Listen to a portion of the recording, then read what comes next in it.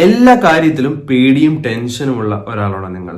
അല്ലെങ്കിൽ എപ്പോഴും over think ചെയ്യുന്ന ഒരാളാണോ? അതായത് ഒരു കാര്യത്തിൽ നിന്ന് വേറെ കാര്യത്തിലേക്ക് ഇങ്ങനെ കുറേ കാര്യങ്ങൾ ചിന്തിച്ച് ടെൻഷൻ അടിച്ച് അല്ലെങ്കിൽ ഓവർ തിങ്കിങ് ചെയ്യുന്ന ഒരാളാണ് നിങ്ങളെങ്കിൽ ഇന്നത്തെ വീഡിയോ ആക്ച്വലി നിങ്ങൾക്ക് വേണ്ടിയാണ്. ഇന്ന് ഞാൻ നിങ്ങളോട് സംസാരിക്കാൻ പോകുന്നത് ഇതുമായി ബന്ധപ്പെട്ട ഒരു ഡിസോർഡറിനെ പറ്റിയാണ്.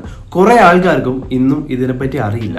ഇതിനെപ്പറ്റി അറിയാത്തത് കൊണ്ട് തന്നെ ജീവിതകാലം മുഴുവൻ ടെൻഷൻ അടിച്ച് പേടിച്ച് ഓവർ തിങ്ക് ചെയ്ത് ഇങ്ങനെ ഒരു ജീവിതം തന്നെ ഒരു സന്തോഷമില്ലാത്ത ലൈഫായി പല ആൾക്കാർക്കും മാറാറുണ്ട്. അതിന്റെ ഒരു പ്രധാന കാരണം ഈ ഡിസോർഡറിനെ പറ്റി അല്ലെങ്കിൽ ഇങ്ങനെയുള്ള കാര്യങ്ങളെ പറ്റി അറിയില്ല എന്നുള്ളതാണ്. സോ നമ്മൾക്ക് ഇന്ന് ഇതിനെപ്പറ്റി സംസാരിക്കാം. Welcome back to my channel. This is Fabin Stanley.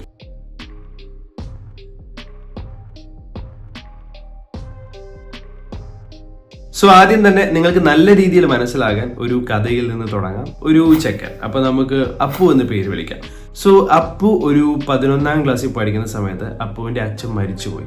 അച്ഛൻ മരിച്ചതിന് ശേഷം അപ്പുവിന്റെ തലയിലേക്ക് വീട്ടിലെ എല്ലാ റെസ്പോൺസിബിലിറ്റിയും വരും എന്നുള്ള രീതിയിലായി. അപ്പൊ അപ്പുവിന് ആകെ പേടിയായി, എപ്പോഴും ടെൻഷനായി. ഞാൻ എങ്ങനെ എൻ്റെ വീട്ടുകാരെ നോക്കും, എങ്ങനെ ഈ ഉത്തരവാദിത്തങ്ങളൊക്കെ ഞാൻ ഏറ്റെടുക്കും, എനിക്ക് നല്ല ജോലി കിട്ടും, എനിക്ക് നല്ലോണം പഠിക്കാൻ പറ്റും, ഇങ്ങനെ കുറേ ചിന്തകൾ അപ്പുവിന് വരാൻ തുടങ്ങി. അങ്ങനെ അപ്പുവിന് 12ാം ക്ലാസ്സിൽ വളരെ കുറഞ്ഞ മാർക്കാണ് കിട്ടിയത്. അങ്ങനെ പഠിപ്പൊക്കെ നിർത്തി അപ്പു ജോലിക്ക് പോകാൻ തീരുമാനിച്ചു. ജോലി അന്വേഷിച്ചപ്പോൾ ജസ്റ്റ് +2 കഴിഞ്ഞതുകൊണ്ട് മാത്രം അപ്പുവിന് ജോലി എവിടെയും കിട്ടിയില്ല എന്നുള്ളതാണ്. പിന്നെയും പേടി കുറെ കൂടി. ഇവൻ ആൾക്കാരോട് സംസാരിക്കാൻ വരെ അപ്പുവിന് പേടിയാവാൻ തുടങ്ങി. ചില സമയത്ത് ആൾക്കാരോട് സംസാരിക്കുമ്പോൾ അവർ പറയുന്നത് അപ്പുവിന് ശ്രദ്ധിക്കാൻ പറ്റില്ല. അതിന്റെ പ്രധാന കാരണം എന്ന് പറഞ്ഞാൽ ഈ പേടി കാരണം ചില സമയത്ത് അവരോട് എന്ത് ഉത്തരം പറയും എന്നുള്ള ചിന്തയാകാം, അല്ലെങ്കിൽ ഈ ടെൻഷൻ വരുന്നത് കൊണ്ട് തന്നെ അവർ പറയുന്ന ഒന്നും ശ്രദ്ധിക്കാൻ പറ്റുന്നില്ല, അവർക്ക് വേണ്ട ഉത്തരം കൊടുക്കാൻ പറ്റുന്നില്ല. പണ്ടുണ്ടായിരുന്ന ഫ്രണ്ട്സിൽ നിന്ന് വരെ അപ്പു പതുക്കെ അകലാൻ തുടങ്ങി. ഈ ആൾക്കാരോടൊക്കെ സംസാരിക്കും അല്ലെങ്കിൽ ഈ പേടി വരുന്ന സമയത്ത് അപ്പുവിന്റെ ഹാർട്ട് ബീറ്റ് കൂടാൻ തുടങ്ങും, വിയർക്കാൻ തുടങ്ങും, തല കറങ്ങുന്ന പോലെ, അല്ലെങ്കിൽ നെഞ്ചിൽ എന്തോ ഇരിക്കുന്നത് പോലെ തോന്നും, അല്ലെങ്കിൽ വയറുവേദന എടുക്കുന്ന പോലെ തോന്നും. ഇങ്ങനെ അപ്പുവിന് ഫീൽ ചെയ്യുമായിരുന്നു. അങ്ങനെ ജോലി ഒന്നും കിട്ടില്ല എന്നറിഞ്ഞപ്പോൾ തുടർന്ന് പഠിക്കാമെന്ന് വിചാരിച്ച് എഡ്യൂക്കേഷണൽ ലോണൊക്കെ സെറ്റാക്കിയിട്ട് അപ്പു ഒരു കോളേജിൽ ചേർന്നു. ഈ കോളേജിൽ ചെന്നപ്പോൾ പേടി ഒന്നുകൂടി കൂടാൻ തുടങ്ങി. കാരണം അവിടെ കുറെ ആൾക്കാരുണ്ടായിരുന്നു. അപ്പോൾ ഓരോ കാര്യങ്ങളെ പറ്റി ഓർത്തും അപ്പുവിന് പേടിയാകാൻ തുടങ്ങി. ഇവൻ ക്ലാസ്സിൽ ആൾക്കാരുള്ള സമയത്ത് ഇരിക്കാൻ പേടി, അല്ലെങ്കിൽ ഇപ്പോൾ ഒരു സെമിനാർ എടുക്കണം, അല്ലെങ്കിൽ ക്ലാസ്സിൽ എന്തെങ്കിലും സംസാരിക്കണം അപ്പോൾ പേടി, അല്ലെങ്കിൽ എക്സാമിന്റെ സമയത്ത് പ്രാക്ടിക്കലിന്റെ സമയത്തൊക്കെ പേടി കാരണം ചില സമയങ്ങളിലൊക്കെ ക്ലാസ്സിൽ പോവാതിരിക്കും. ഓരോ ചെറിയ കാര്യങ്ങൾ ഓർക്കുമ്പോഴും പതുക്കെ പേടി കൂടാൻ തുടങ്ങി. ഒരു ബസ്സിൽ പോകുന്നതാവാം, അല്ലെങ്കിൽ ബസ്സിൽ കണ്ടക്ടറെ കണ്ടിട്ട് ടിക്കറ്റിന്റെ ബാക്കി ചോദിക്കുന്നതാവാം, അല്ലെങ്കിൽ റോഡ് ക്രോസ് ചെയ്യുന്നതാവാം, അല്ലെങ്കിൽ ആൾക്കാരെന്ത് വിചാരിക്കും എന്നുള്ളതാകാം. ഇങ്ങനെ കുറേ ചിന്തകൾ വരുന്നു. ഇങ്ങനെ പലതരം പേടികൾ വന്നുകൊണ്ടിരിക്കുന്നു. അങ്ങനെ പേടി കാരണം ചില ദിവസം ക്ലാസ്സിൽ പോവില്ല. അതുപോലെ തന്നെ ക്ലാസ്സിൽ പോയിട്ടുണ്ടെങ്കിൽ പഠിപ്പിക്കുന്നൊന്നും ശ്രദ്ധിക്കാൻ പറ്റുന്നില്ല. അങ്ങനെ ഈ ഡിഗ്രി കോഴ്സ് ഡ്രോപ്പ് ചെയ്യാണ് ചെയ്തത്. അതിനുശേഷം ജോലി അന്വേഷിച്ചു. എവിടെയോ ഒരു സ്ഥലത്ത് ജോലി കിട്ടി. ഈ ജോലി പോയി കഴിഞ്ഞപ്പോൾ അവിടുത്തെ ജോലിയും ഇതുപോലെ തന്നെ ഈ ഓവർ തിങ്കിങ്, ടെൻഷൻ, പേടി ഇതെല്ലാം കാരണം ജോലി മര്യാദയ്ക്ക് ചെയ്യാൻ പറ്റാത്തത് കൊണ്ട് തന്നെ അപ്പുവിനെ അവിടുന്ന് പിരിച്ചുവിടുകയാണ് ചെയ്തത്. അങ്ങനെ അവസാനം ടെൻഷൻ അടിച്ച് ഒന്നും ചെയ്യാൻ പറ്റുന്നില്ല. അങ്ങനെ നിരാശയുടെ വക്കിലെത്തുന്ന സമയത്ത് അപ്പുവിന്റെ വേറൊരു ഫ്രണ്ടാണ് ഈ അപ്പുവിനെ ഒരു സൈക്കോളജിസ്റ്റിന്റെ അടുത്തേക്ക് കൊണ്ടുവരുന്നത്. ഈ അപ്പുവിനോട് സംസാരിച്ചു കഴിഞ്ഞപ്പോഴാണ് കാര്യം മനസ്സിലായത്. അപ്പുവിന് GAD അല്ലെങ്കിൽ ജനറലൈസ്ഡ് ആൻസൈറ്റി ഡിസോർഡർ എന്ന് പറഞ്ഞ ഒരു അസുഖമാണെന്ന്. ഇന്ന് നമ്മുടെ നാട്ടിൽ അത്യാവശ്യം കുറെ ആൾക്കാർക്ക് ഇത് ഉണ്ടെങ്കിലും പലപ്പോഴും ആൾക്കാർ അറിയില്ല. അതിന്റെ ഒരു പ്രധാന കാരണം എന്ന് പറഞ്ഞിട്ടുണ്ടെങ്കിൽ ഈ GAD ഉള്ള ആൾക്കാർ സാധാരണ നോർമലായിട്ട് തന്നെ ആയിരിക്കും പെരുമാറാൻ പോകുന്നത്. അതായത് അവർക്ക് ജോലി ചെയ്യാൻ പറ്റും, സ്കൂളിലോ കോളേജിലോ പോകാൻ പറ്റും, ഫ്രണ്ട്സിനോടൊക്കെ സംസാരിക്കാൻ പറ്റും. അങ്ങനെ സാധാരണ ഒരു നോർമൽ ലൈഫ് തന്നെയായിരിക്കും അവർക്ക് ഉണ്ടാവുന്നത്. പക്ഷെ ഇവരുടെ ഉള്ളിൽ ഭയങ്കര പേടിയായിരിക്കും. ഇവൻ ചെറിയ കാര്യങ്ങളെ പറ്റി പേടിയായിരിക്കും. അപ്പോൾ GAD എന്ന് പറയുന്നത് ഒരു ആൻസൈറ്റി ഡിസോർഡറിന്റെ ഭാഗമാണ്. പക്ഷെ ഇവിടെ മനസ്സിലാക്കേണ്ടത് ഒരു കാര്യത്തിൽ നിന്ന് വേറെ കാര്യത്തിലേക്ക്, അല്ലെങ്കിൽ ഒരു ചിന്തയിൽ നിന്ന് വേറെ ചിന്തയിലേക്ക് ചിന്തിച്ച് ടെൻഷൻ അടിച്ച് പേടിച്ച് ഉള്ളൊരു ജീവിതമായിരിക്കും. അങ്ങനെ ഈ പേടി എന്ന് പറയുന്നത് സൈക്കോളജിക്കലോ ഇമോഷണലോ മാത്രമല്ല, ഇവർക്ക് ഫിസിക്കലിയും ഈ പേടിയുടെ സിംറ്റംസ് കാണാൻ പറ്റും. അതാണ് ഞാൻ ആദ്യം പറഞ്ഞതുപോലെ തന്നെ ഹാർട്ട് ബീറ്റ് കൂടുക, വിയർക്കുക, വയറിന് അസുഖം ഉണ്ടാവുക, അല്ലെങ്കിൽ നെഞ്ചത്തെന്തും ഇരിക്കുന്നത് പോലെ, ഛർദ്ദിക്കാൻ വരുന്നത് പോലെ ഇങ്ങനെയുള്ള ഫീലിങ്സും വരാൻ ചാൻസ് കൂടുതലാണ്.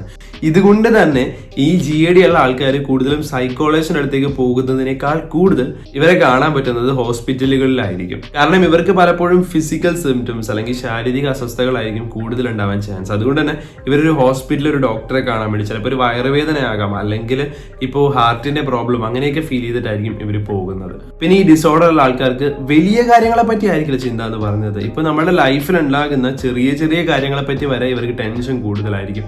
ഈവൻ ഡെയിലി ലൈഫിൽ സംഭവിക്കുന്ന കാര്യങ്ങൾ ചിലപ്പോൾ നമ്മുടെ പേരൻസിനെ പറ്റിയാവാം, ചിലപ്പോൾ കാശിനെ പറ്റിയാവാം, സ്റ്റഡീസിനെ പറ്റിയാവാം, ജോലിയെ പറ്റിയാകാം. ഇങ്ങനെ നമ്മുടെ ഡെയിലി ലൈഫിൽ സംഭവിക്കുന്ന പല കാര്യങ്ങളെ പറ്റിയും ചിന്തയായിരിക്കും. അല്ലെങ്കിൽ ചിന്തയിൽ നിന്ന് ചിന്തയിലേക്ക്, ടെൻഷനിൽ നിന്ന് ടെൻഷനിലേക്ക് ഇവർ പോയിക്കൊണ്ടിരിക്കും. ഇങ്ങനെ ഓവർ ചിന്തയും സ്ട്രെസ്സൊക്കെ ഇവർക്ക് ഉള്ളത് കൊണ്ട് തന്നെ ഇവർക്ക് ഉറക്കം ഭയങ്കര കുറവായിരിക്കും, അല്ലെങ്കിൽ ഉറങ്ങാൻ ഭയങ്കര പാടായിരിക്കും. ആൻഡ് ഞാൻ ആദ്യം പറഞ്ഞതുപോലെ ഈ ചിന്ത, ഈ ടെൻഷൻ ഇവർ എത്ര കൺട്രോൾ ചെയ്യാൻ ശ്രമിച്ചാലും ഇവർക്ക് കൺട്രോൾ ചെയ്യാൻ പറ്റാത്തൊരവസ്ഥയിലായിരിക്കും. സോ നമ്മൾ ആദ്യം മനസ്സിലാക്കേണ്ടത് നമ്മുടെ ചുറ്റുപാടും ചിലപ്പോൾ ഈ ആൻസൈറ്റി ഉള്ള, ടെൻഷനുള്ള ആൾക്കാരുണ്ടാവും. പലപ്പോഴും നമ്മൾ ടെൻഷനുള്ള ആൾക്കാരോടൊക്കെ പറയും, നീ എന്തിനാ പേടിക്കുന്നേ, നീ ഇങ്ങനെ ചെയ്താൽ പോരെ, നീ അങ്ങനെ ചെയ്താൽ പോരെ. നമ്മൾ അങ്ങനെ പറഞ്ഞത് കൊണ്ട് ഈ GAD എന്നുള്ള ഡിസോർഡർ ഒന്നും മാറില്ല. അതായത് ആൻസൈറ്റി ഉള്ള ആൾക്കാരോട് നമ്മൾ നീ അങ്ങനെ ചെയ്യും, നീ ഇങ്ങനെ ചെയ്യും, നീ കൂളായിട്ടിരിക്കുക, നീ എന്തിനാ പേടിക്കുന്നേ, ഇങ്ങനെ പറയുമ്പോൾ മാറുന്നതല്ല ആൻസൈറ്റി എന്ന് പറയുന്നത്. അതുകൊണ്ട് തന്നെ എപ്പോഴും മനസ്സിലാക്കുക, ഇതിനൊക്കെ പ്രോപ്പർ ആയിട്ടുള്ള ട്രീറ്റ്മെന്റിന്റെ ആവശ്യമുണ്ട്. എപ്പോഴും മനസ്സിലാക്കുക, ഇത് ജസ്റ്റ് ഒരു ടെൻഷൻ അല്ലേ, ഇത് ജസ്റ്റ് ഒരു പേടിയല്ലേ, ഇതൊക്കെ മാറ്റിയെടുക്കാനേ ഉള്ളൂ, എനിക്ക് മാറ്റിയെടുക്കാൻ പറ്റും എന്നൊക്കെ പലപ്പോഴും ചിന്തിച്ചിട്ട് ലൈഫ് ലോങ് ടെൻഷനോട് ജീവിക്കുന്ന കുറെ ആൾക്കാരുണ്ട്. അല്ലെങ്കിൽ ഇതിനൊന്നും ട്രീറ്റ്മെന്റിന്റെ ആവശ്യമില്ല എന്ന് വിചാരിച്ച് ജീവിതകാലം മുഴുവൻ എപ്പോഴും പ്രശ്നങ്ങളും വിഷമങ്ങളും പേടിയുമായി ജീവിക്കുന്ന ആൾക്കാരുണ്ട്. മനസ്സിലാക്കുക, നമ്മുടെ ലൈഫ് എന്ന് പറയുന്നത് ജീവിതകാലം മുഴുവൻ ഈ പേടിയും ടെൻഷനും വെച്ച് ജീവിക്കുക എന്നുള്ളതല്ല. ഇപ്പൊ നിങ്ങൾക്ക് ഒരു അസുഖമുണ്ട്, അല്ലെങ്കിൽ ശരീരത്തിന് ഒരു വലിയ വേദനയുണ്ട്, അല്ലെങ്കിൽ വലിയൊരു മുറിവുണ്ട്, നമ്മൾ ആരും അതും വെച്ച് ജീവിതകാലം മുഴുവൻ നിൽക്കില്ല അല്ലെ. നമ്മൾ ഉറപ്പായിട്ടും ഹോസ്പിറ്റലിൽ പോകും, നമ്മൾ ട്രീറ്റ് ചെയ്യും, അത് മാറ്റാൻ നോക്കും. ഇതുപോലെ തന്നെ മനസ്സിന്റെ അസുഖങ്ങളും മനസ്സിലാക്കാൻ, നിങ്ങളുടെ ശരീരത്തിൽ ഒരു വേദന ഉണ്ടെങ്കിലും നിങ്ങളുടെ മനസ്സ് കുറച്ച് സ്ട്രോങ് ആണെങ്കിൽ നിങ്ങൾക്ക് ആ വേദന സഹിക്കാൻ പറ്റും. പക്ഷെ നിങ്ങളുടെ മനസ്സിലൊരു പ്രശ്നം വരികയാണെങ്കിൽ ലൈഫ് ലോങ് ഇത് മനസ്സിലിരിക്കുകയും ഇത് നിങ്ങളുടെ ലൈഫിനെ, നിങ്ങളുടെ കൂടെയുള്ള ആൾക്കാരുടെ ജീവിതത്തെയും നെഗറ്റീവായിട്ട് ബാധിക്കും. അതുകൊണ്ട് തന്നെ ട്രീറ്റ് ചെയ്ത് മാറ്റാൻ ശ്രമിക്കുക.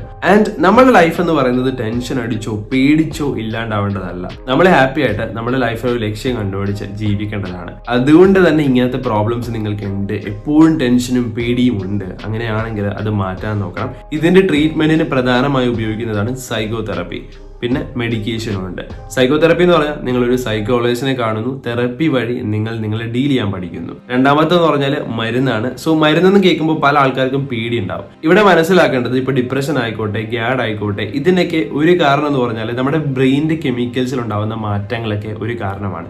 അങ്ങനെയുള്ള സമയത്ത് നമ്മൾ മരുന്ന് കഴിക്കണം. പലപ്പോഴും ആൾക്കാർക്ക് ഈ മരുന്ന് കഴിച്ചാൽ സൈഡ് ഇഫക്ട്സ് ഉണ്ടാവും, അങ്ങനെ പല പേടികളും ഉണ്ടാവാറുണ്ട്. പക്ഷെ നമ്മൾ മനസ്സിലാക്കേണ്ടത്, സിവിയറായ കേസുകളിലൊക്കെ മരുന്ന് കഴിച്ചേ പറ്റൂ, അങ്ങനെ മാത്രമേ നമുക്ക് ഡീൽ ചെയ്യാൻ പറ്റുള്ളൂ. കാരണം നമ്മുടെ നാട്ടിൽ സൈക്കോളജിസ്റ്റിനെ കാണാൻ, അല്ലെങ്കിൽ ഒരു സൈക്കാട്രിസ്റ്റിനെ കാണാൻ, പ്രത്യേകിച്ച് സൈക്കാട്രിക് മെഡിസിൻ കഴിക്കുക എന്നുള്ളതൊക്കെ എന്തോ ഒരു വലിയ പ്രശ്നമായിട്ടാണ് കാണുന്നത്. മനസ്സിലാക്കുക, നമ്മുടെ നാട്ടിൽ അത്രയും നാൾ ഇതിനെ പറ്റിയൊന്നും അറിവുകൾ ഉണ്ടായിരുന്നില്ല. ഇന്ന് നമ്മൾ കുറച്ചുകൂടി മാറുന്നുണ്ട്. അതുകൊണ്ട് തന്നെ സൈക്കാട്രിക് മെഡിസിൻ എടുത്തുകൊണ്ട് ഒരു പ്രോബ്ലം ഉണ്ടാവില്ല. അത് പണ്ട് മുതലേ നമ്മുടെ നാട്ടിലുണ്ടാവുന്ന ഒരു പേടി മാത്രമാണ്. സോ ഡോക്ടർ പ്രിസ്ക്രൈബ് ചെയ്യുകയാണെങ്കിൽ അതനുസരിച്ച് മാത്രമേ കഴിക്കാവൂ എന്നേ ഉള്ളൂ. സോ എന്തായാലും ഇങ്ങനെ പ്രശ്നം ഉണ്ടെങ്കിൽ നിങ്ങൾ ട്രീറ്റ് ചെയ്ത് മാറ്റിയേ പറ്റൂ. സോ നിങ്ങളുടെ അഭിപ്രായങ്ങളും സംശയങ്ങളും എല്ലാം നിങ്ങൾ കമന്റ് ബോക്സിലൂടെ എന്നെ അറിയിക്കണം. ഞാൻ പരമാവധി എല്ലാ കമന്റുകളും വായിക്കാൻ ശ്രമിക്കാറുണ്ട്.